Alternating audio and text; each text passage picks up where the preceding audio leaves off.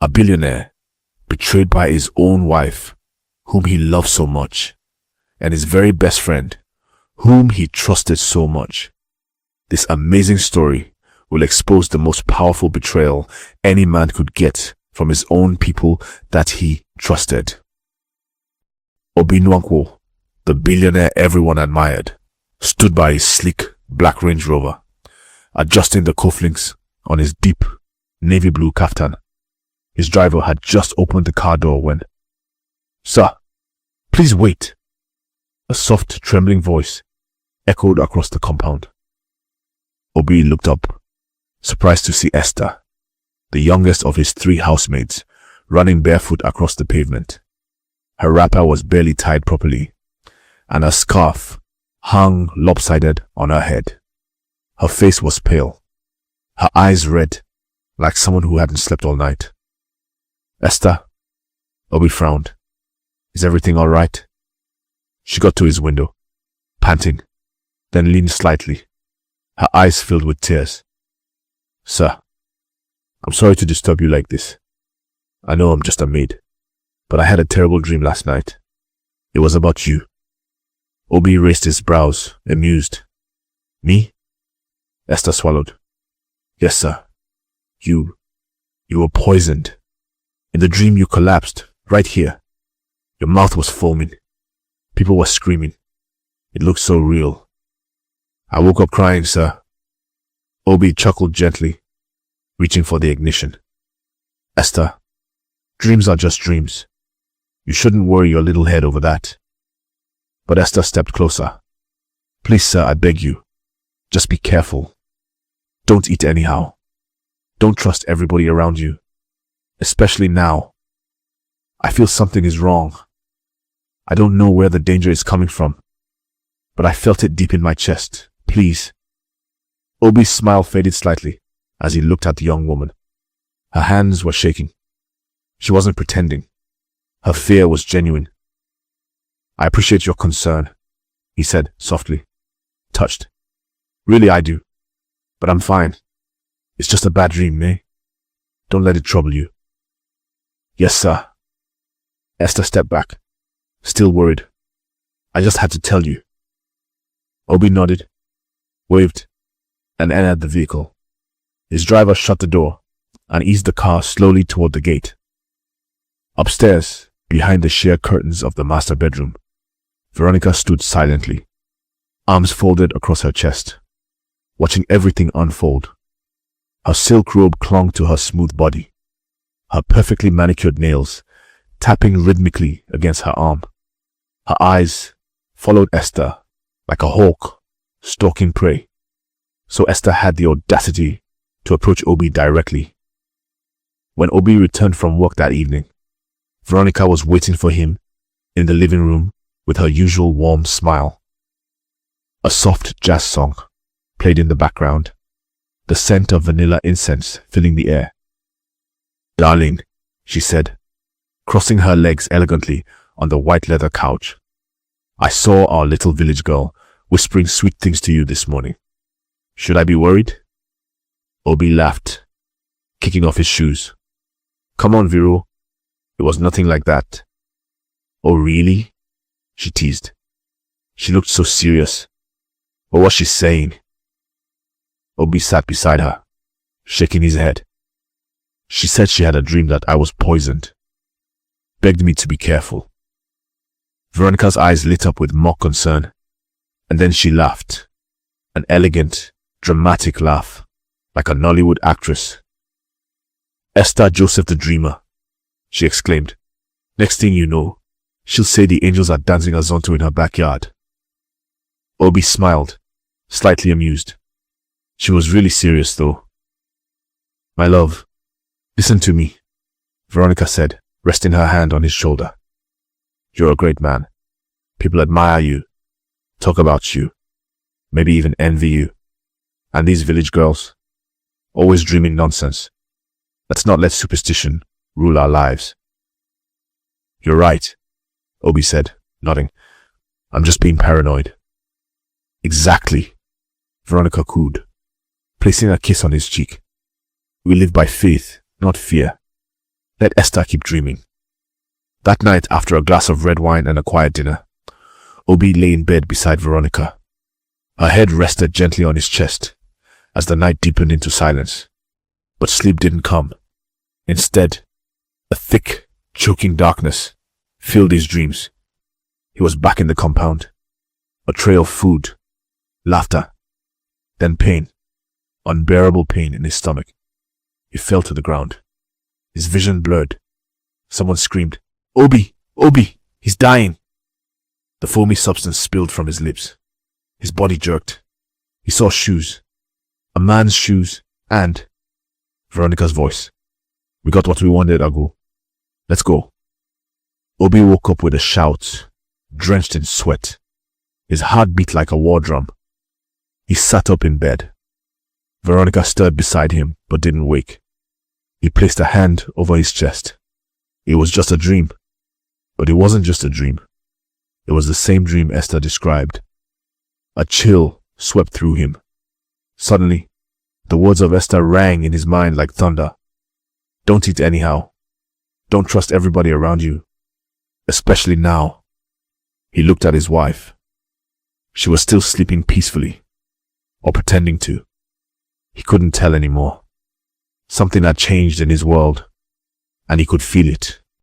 The sun was high in the sky when Obi Nwanko stepped out of the conference room, shaking hands with government officials and international investors.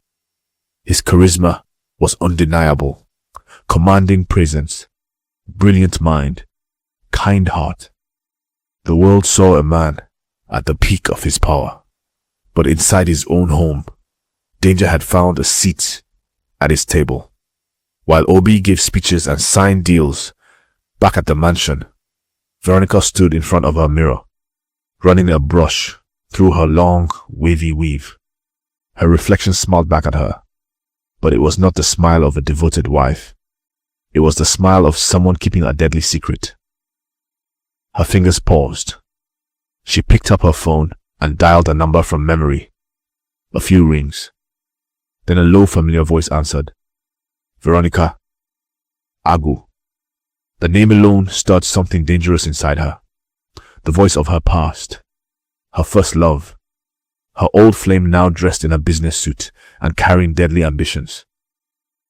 Where are you? She whispered, checking to make sure no one was around. Still at the office. I assume your husband is too? Yes. Then let's meet, Agu said. We need to talk face to face. I have the solution. Veronica's lips curled into a smile. Same place. Same place. A few hours later, in a dimly lit VIP lounge of an exclusive restaurant on Victoria Island, Agu was already seated, sipping whiskey when Veronica walked in.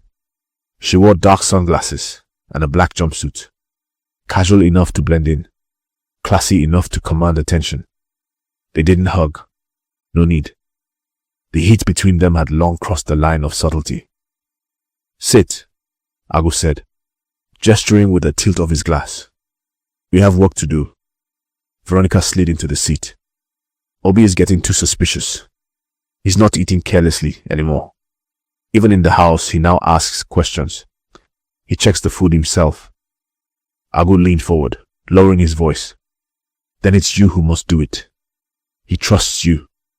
You're the last person he suspects. If this continues, the opportunity will vanish. Veronica looked away, chewing her lower lip. I don't know. Agu's voice turned cold. Do you want to be stuck in that prison of a marriage forever? Or do you want to be free?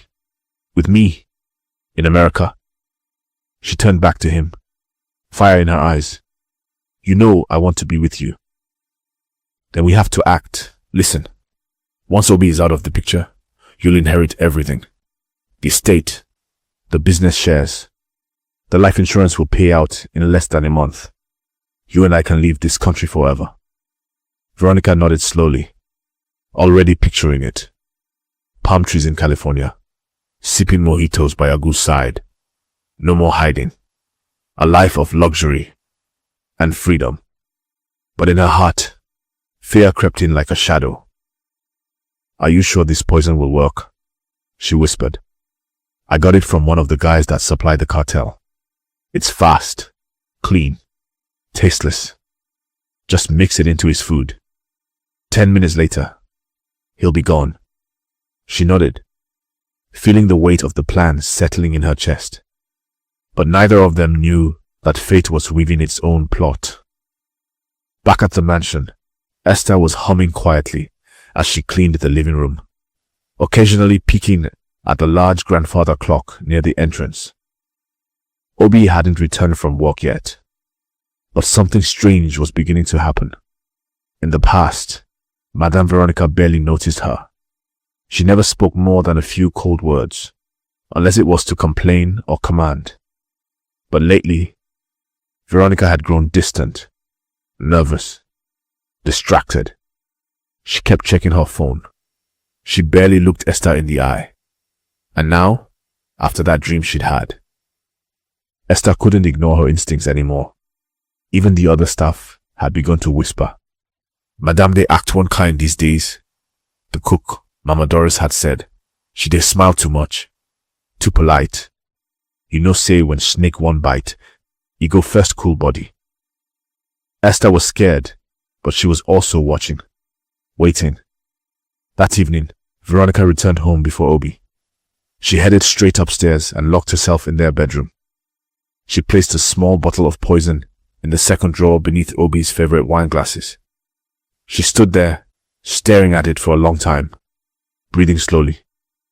This was the path she had chosen, a path drenched in silence and betrayal.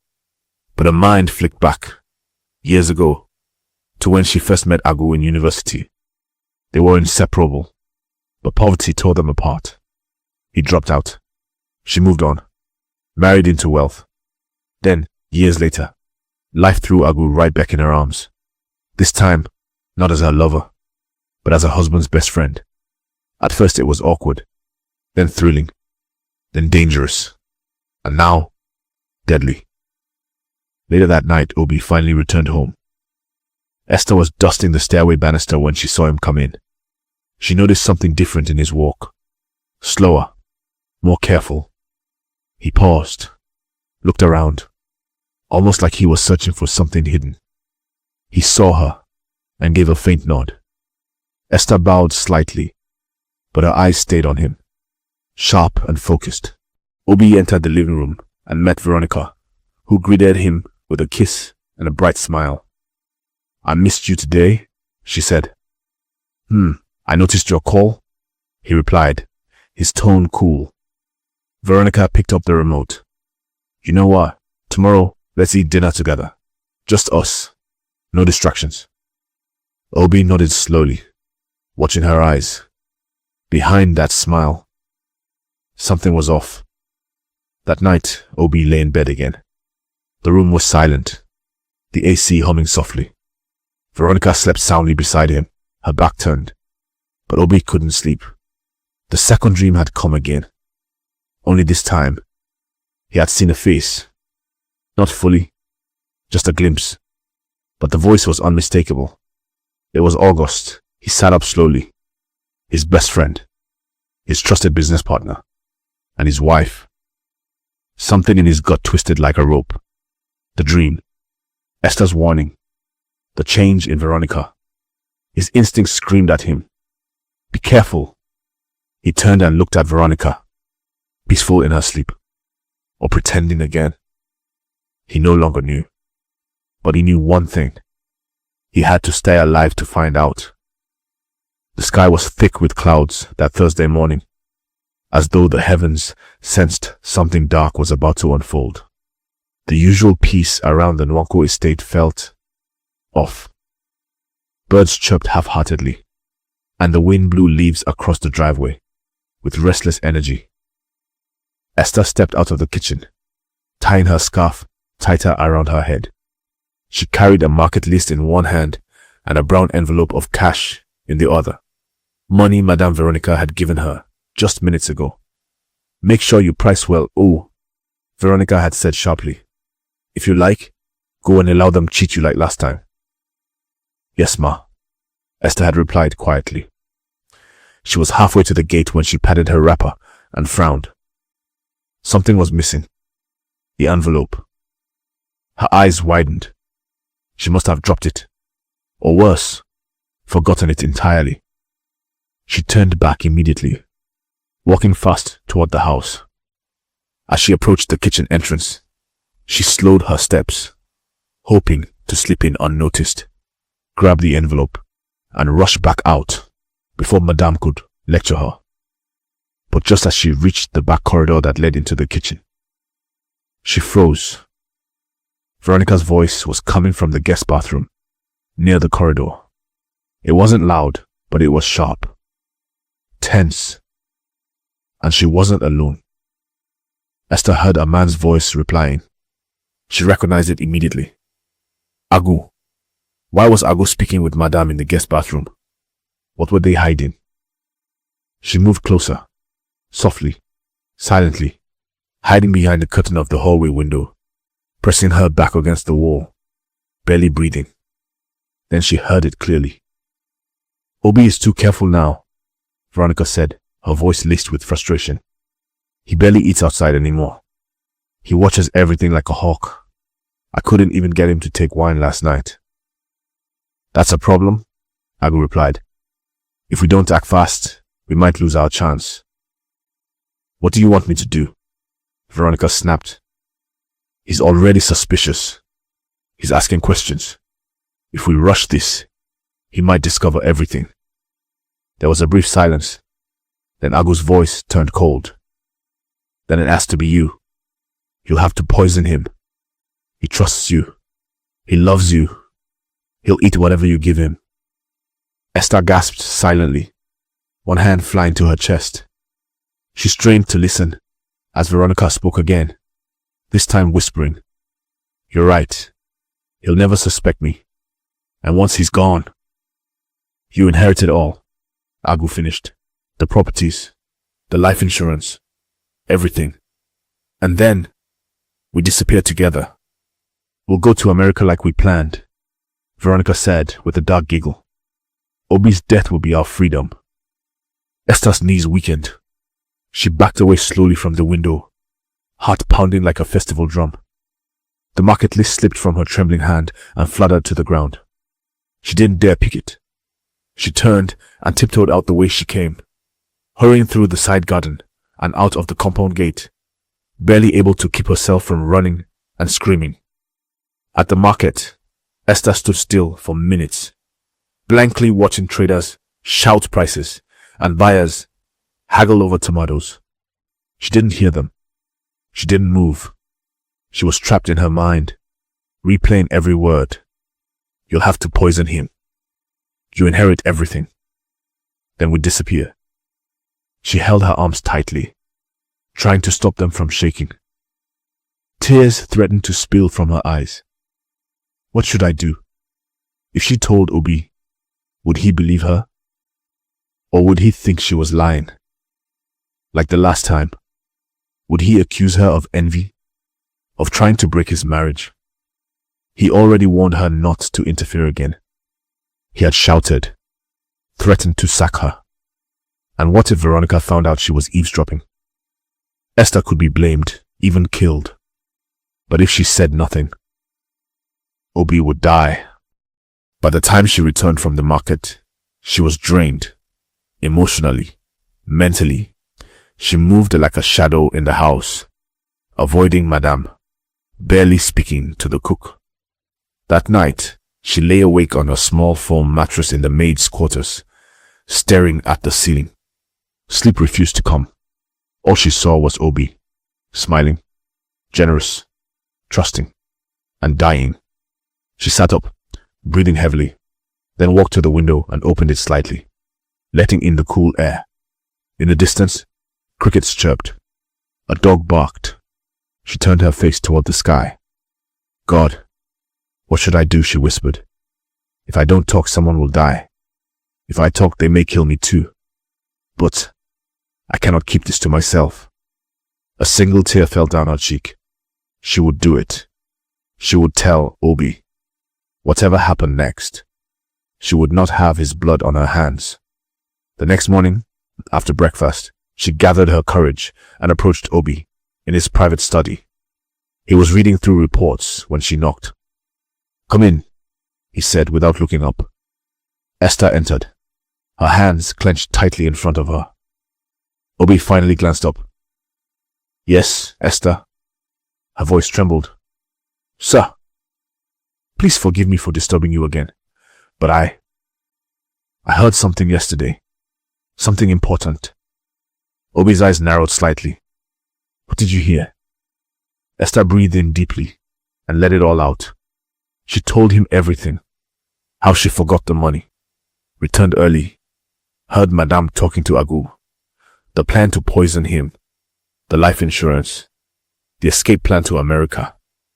Every word shook her lips, but she held firm. Obi stared at her, his expression unreadable. When she finished, the silence in the room was so loud, it almost choked her. Then, slam! Obi stood up suddenly, his chair sliding back. "Are you accusing my wife of trying to kill me?" he barked. "Do you know what you're saying?" Esther backed away, terrified. "Sir, I swear, I heard them." "How dare you?" Obi's voice rose with fury. "You're lucky I haven't sacked you already. You want to tear my marriage apart? Get out." "Sir, please." "Get out." Esther ran out in tears, covering her mouth so the staff wouldn't hear her crying. Obi stood still in the room, his fists clenched. His breathing was heavy. His mind screamed at him to stay angry, to defend his wife. But somewhere deep inside, something whispered, what if she's telling the truth? What if this is the second warning? He didn't know it yet, but a storm had begun to build over his house, and soon it would break. The following hours were a blur of tension and silence. Esther's words echoed in Obi's mind like a thunderclap. He sat alone in his study, arms folded tightly across his chest, eyes fixed on nothing.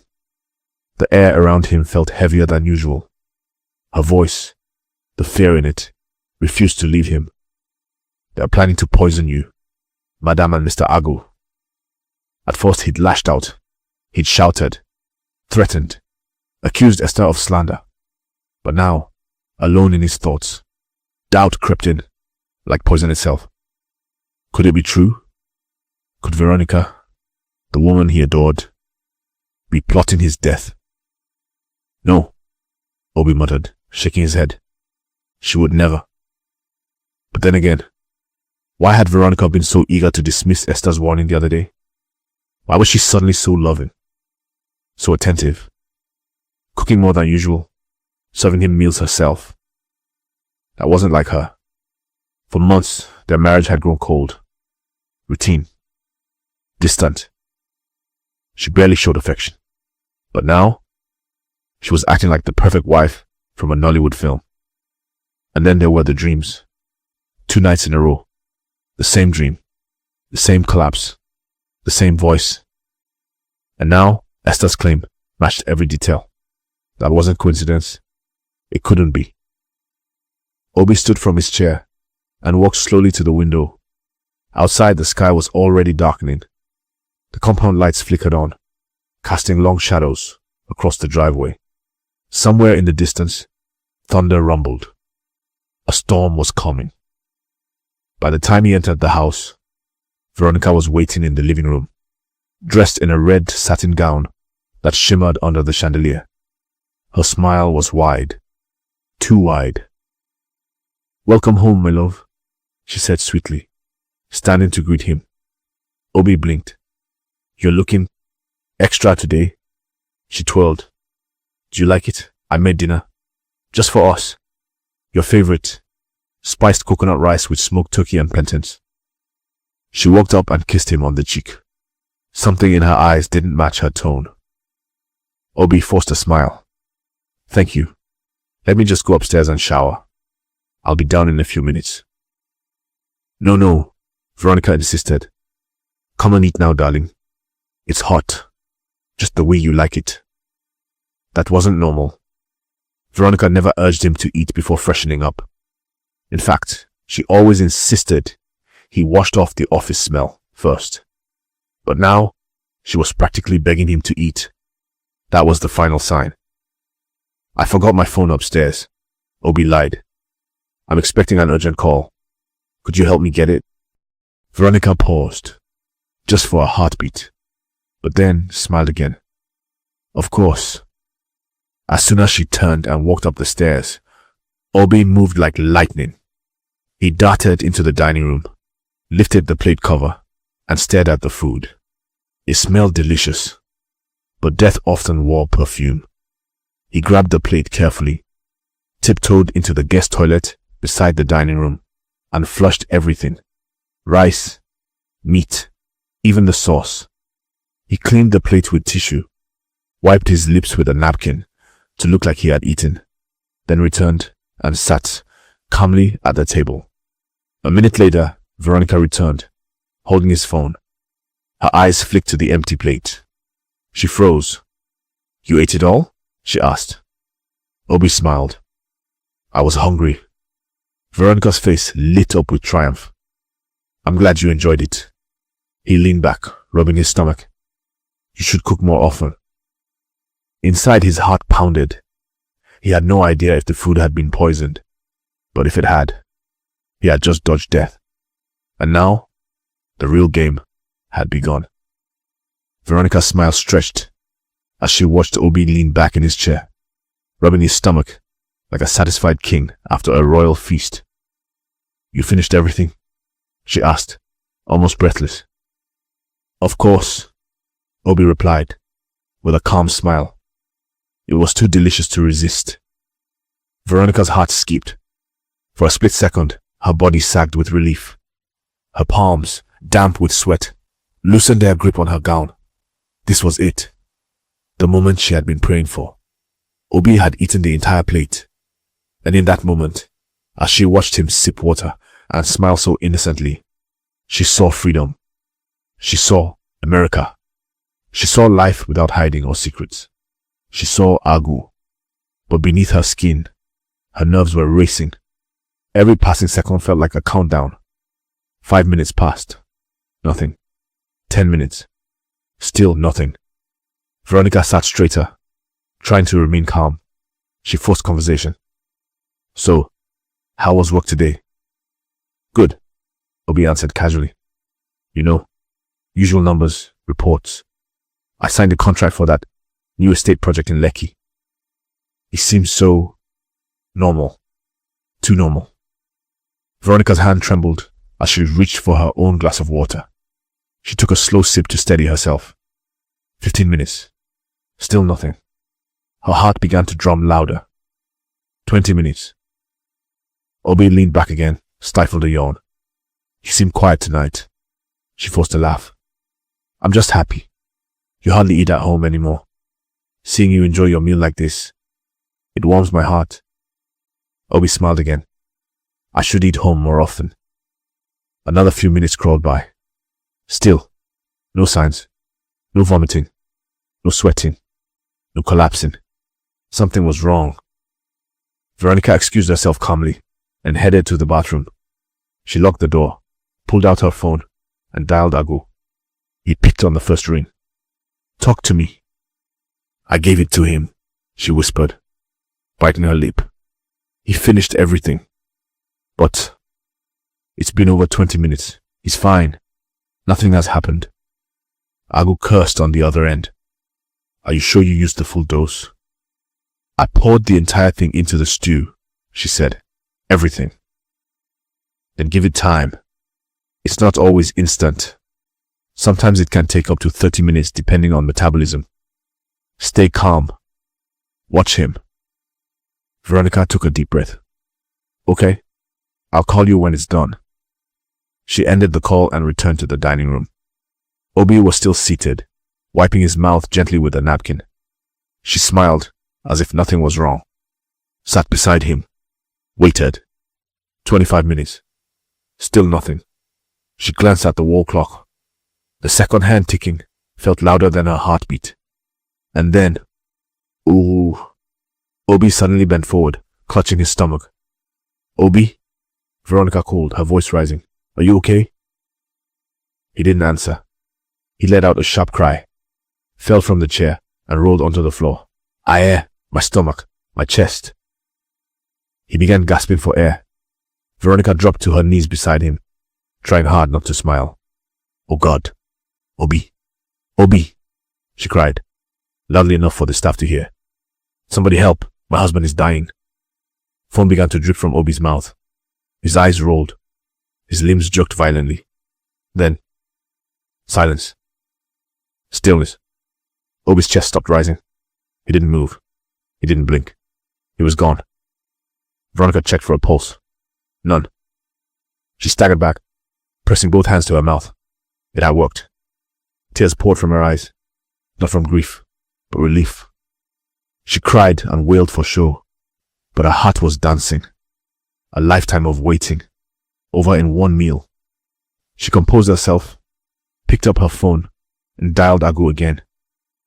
It worked, she said softly, unable to hide her smile. The bastard is dead. Agu exhaled. Finally. Now I'll claim everything, she said. His name, his properties, even his insurance will pay out. We'll leave this hellhole. I never loved him. It was always you, Agu. Always. She laughed bitterly, then slowly turned around and screamed, because there he stood. Obi. Alive. Breathing. Eyes burning.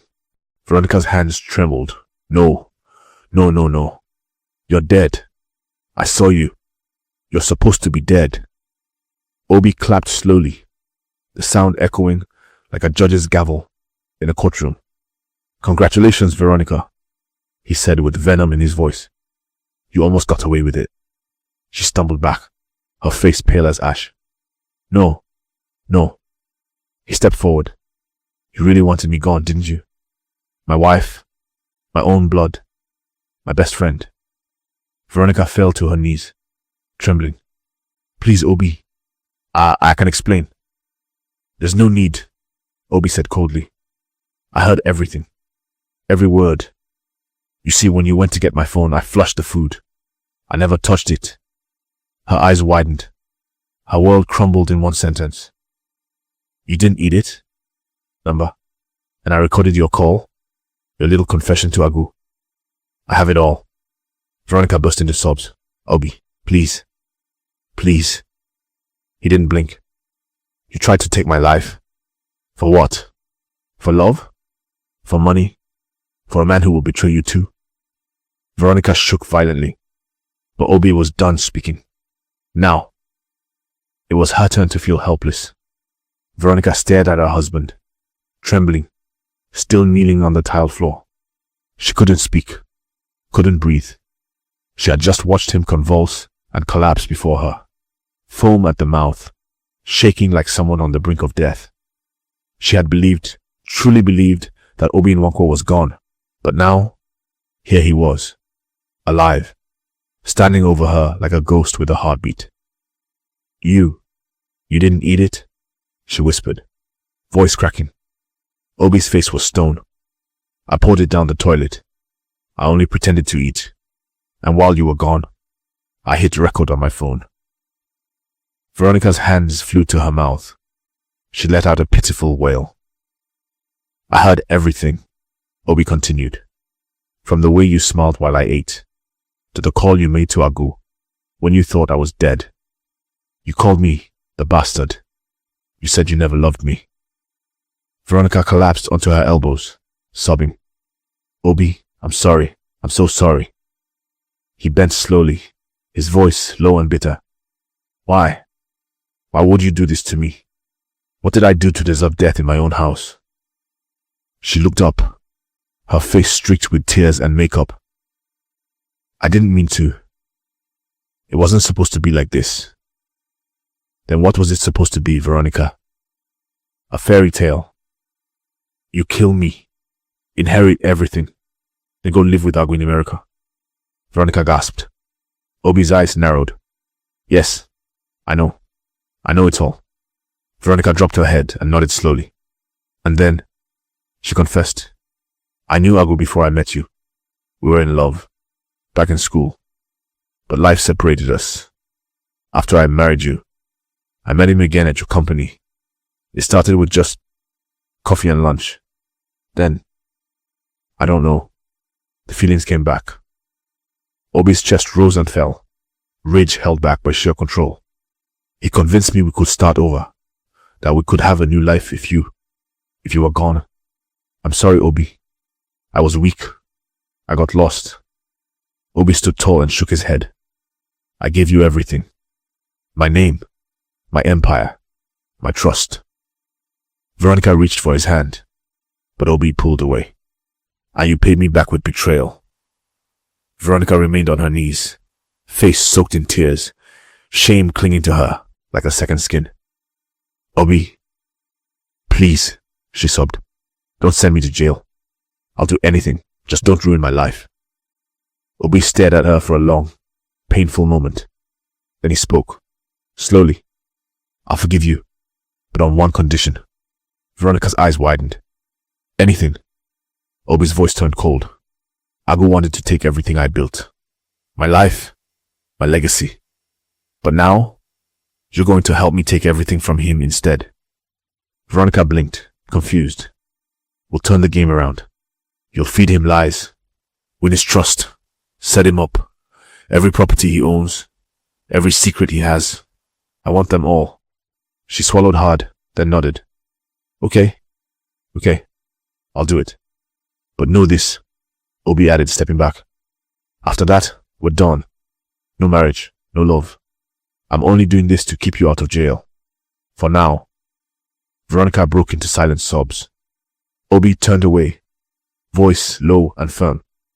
You tried to end my story, but now I'll rewrite yours. And with that, the game truly began.